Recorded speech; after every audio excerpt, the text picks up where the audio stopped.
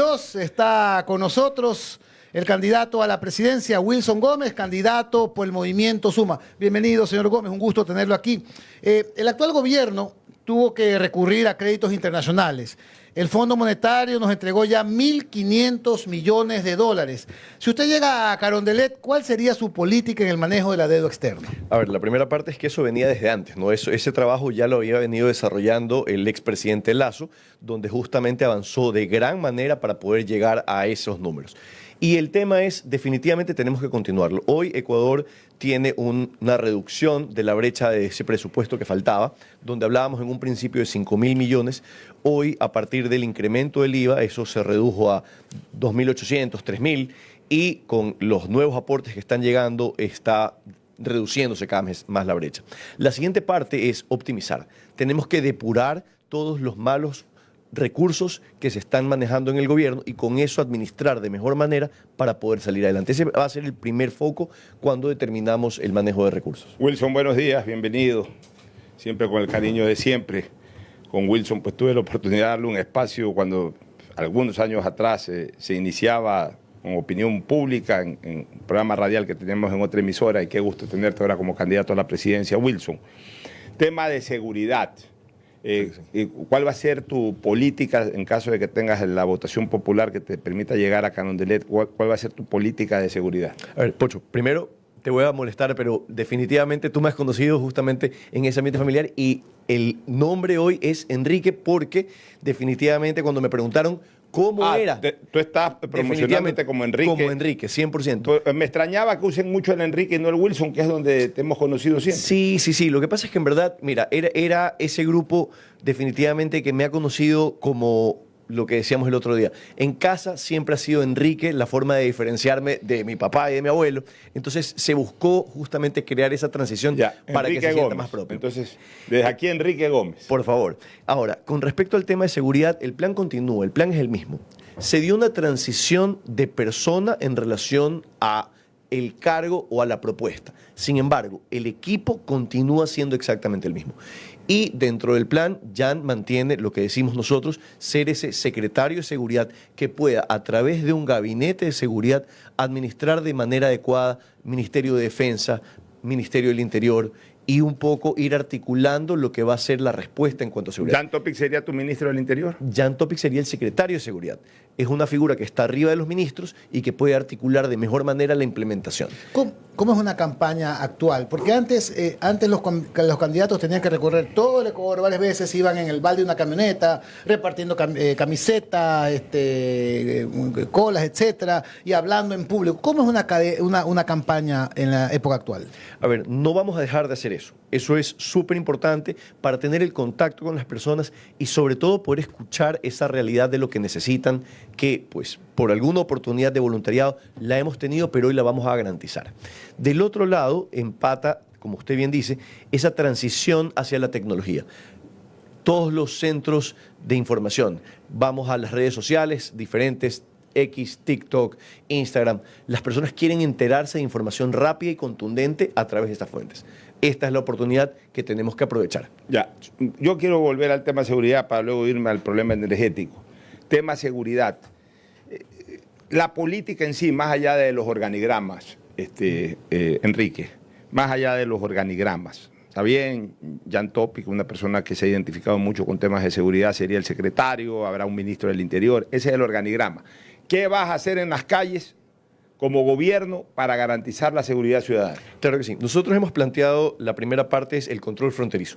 Aumentar puntos de control no solamente en esos ingresos que ya están establecidos como naturales, sino además a través de estos cruces ilegales que permiten que entren personas que no deberían entrar, así como insumos que no deberían entrar. Ahí entiéndase drogas, armamento y contrabando.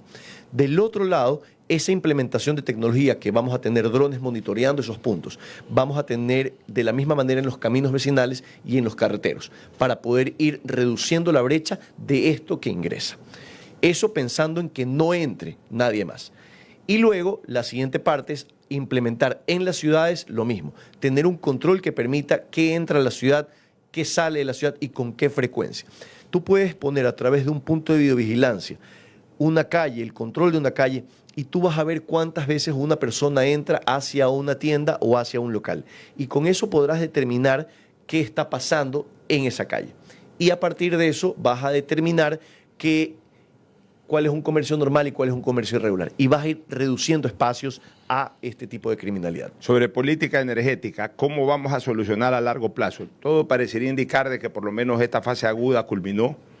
Esperemos que ya de hecho está lloviendo, hasta aquí en la costa está lloviendo, ya algo de agua está cayendo desde el cielo en la costa. Espero que sea mucho más fuerte el tema de las lluvias en la zona oriental, pero esto no va a acabar ahí. Total. Esto tiene que solucionarse a largo plazo. ¿Cuál es la política energética de Enrique Gómez y de su equipo? Tú has dicho adecuadamente, esto tiene que ser una solución a largo plazo. Y cuando hablamos de la solución a largo plazo, tenemos que cambiar el balance de la generación. Hoy tenemos 80% hidroeléctrica, 20% otras fuentes. El número a nivel internacional, y esto lo podemos ver en países, Estados Unidos, pues varios países de Europa, tenemos una matriz que dice que hasta el 48% tiene que ir por la parte termoeléctrica. Del 30 al 35% tiene que ir por la parte hidroeléctrica y luego entran las otras renovables, entiéndase, eólica, solar. Con este correcto balance vamos a poder tener una garantía de energía a largo plazo. La siguiente parte importante ahí es no ver el problema como nos lo cuentan. Hoy nos dicen que es 5.000 megavatios. Pero ahí falta sumar 5.000 megavatios de las camaroneras y 1.000 megavatios de las petroleras. El número de consumo Ecuador es 11.000 megavatios. Y es con esto con lo que Ecuador debe pensarse de una forma distinta, donde el gobierno garantiza a los ecuatorianos la energía, pero por el otro lado tienes a empresas privadas atendiendo a la industria, atendiendo al comercio, atendiendo a aquel privado o particular que quiera ser atendido por una empresa. Pero a ver, sobre eso último, Enrique, ¿estás a favor de la incorporación del sector privado a la generación y o distribución y o transmisión de energía eléctrica? Eso está, hoy ya existe. Lo que tenemos es que ampliar el espacio. Existe mínimamente. No, existe debe nada. aumentarse. Debe aumentarse. O sea, un poco analogándolo porque estamos hablando de sectores estratégicos, entre comillas, que estratégicos realmente ya a estas alturas no tienen nada. Analoguémoslo con la telecomunicación. La telecomunicación antes era solo Yetel. Solo Yetel, con cualquier nombre, que tuvo varios nombres, Yetel, después le cambiaron otros nombres, pero de repente entró el sector privado y hoy el 80% o 90% del mercado de telecomunicaciones lo maneja el sector privado y vivimos bien en ese sentido, estamos bien telecomunicados. Has descrito la solución que debería darse para todo, es decir, el Estado busca garantizar servicios a los ciudadanos, a los ecuatorianos, y el privado puede atender al privado, al desarrollo y con eso también garantizar una inversión y un retorno a largo plazo. Es balancear adecuadamente justamente la generación. Pero sí está en tu plan eso. Sí está considerado. De hecho, lo hemos mencionado. ¿Cómo vas a generar empleos en este país? A partir de promover esa industria, tenemos que desestimular el hecho de que las personas busquen trabajo solamente en lo público.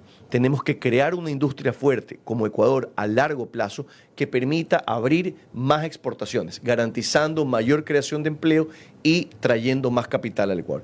Eso va a ser una siguiente parte donde lo hablamos. Nosotros, y esto es cómo hemos definido la ruta. La primera es el rescate, donde hablamos de energía, empleo, salud y educación. A partir del segundo al cuarto año lo definimos como transformación. Y es en ese proceso de pasar del primero al cuarto, y la idea es que de ahí continúen adelante, tenemos que crear una estabilidad jurídica, política en el país para que puedan venir fondos internacionales, créditos a bajo costo, que vengan más incentivos para poder desarrollar y fomentar en las empresas, en los estímulos a los emprendedores, el empleo. Y con eso vamos a cambiar esa transición, donde ya no va a ser el Estado el empleador, porque esos sueldos los pagan las mismas empresas, los mismos ecuatorianos. Tiene que cambiar la balanza. ¿Qué vas a hacer en tema de política tributaria? ¿Eres afecto a que el Estado constantemente esté revisando paquetes tributarios de la ciudadanía del sector privado o de una vez anuncias de que no vas con ningún impuesto por lo menos en los próximos 2 años? Pues todos los años hay reformas tributarias en este país. Las reformas se han dado por la necesidad urgente de garantizar recursos para el Estado. Tienes un Estado que necesita más de lo que estaba. Y siempre al bolsillo de la gente. Y siempre el impacto es a la gente. Entonces, tenemos que administrar eso adecuadamente y por eso hacemos referencia mucho a la depuración. Depurar el Estado, sacar aquellos excedentes en cuanto a presupuesto, es decir, administración mejor de recursos en cada institución del Estado, pero por otro lado también revisar las nóminas del Estado para definir cuánto es el número óptimo para con eso continuar. Por ejemplo, tema IVA. Tienes la facultad directa de reducirlo a 2 puntos. ¿Lo mantendrías en el 15% o lo reducirías al 13% sin contar con cualquier iniciativa que puedas tener desde el punto de vista legal? Frente a ese punto, la referencia es continuarán los 3 primeros meses mientras se define a largo plazo. Haber aumentado 3 puntos del IVA al gobierno le significó $3.000 millones. $3.000 millones que si los hubiera invertido en lo que ofreció, que era seguridad, no tendríamos lo que está pasando. Ese foco es lo que tenemos que ver, cómo se maneja. Esos 3.000 millones redujeron la brecha que existía. Juan Javier, ¿alguna pregunta? Sí, si no llega la segunda vuelta, señor Gómez, ¿a cuál de las posibles opciones apoyaría en el balotaje? Nosotros estamos claros de que vamos a llegar y estamos haciendo una estrategia de alto impacto, donde lo que buscamos es cambiar eso que nos han presentado. Hoy tenemos una opción que ya no queremos y un peor es nada. Eso es lo que está pasando y es lo que tenemos que cambiar. El foco es, tenemos que crear una construcción de país tan fuerte que la gente se sume y pues más bien ellos tendrán que decidir cuando nos tengan que apoyar. Muchísimas gracias a Wilson Gómez, candidato a la presidencia por el movimiento Suma. Muchísimas gracias.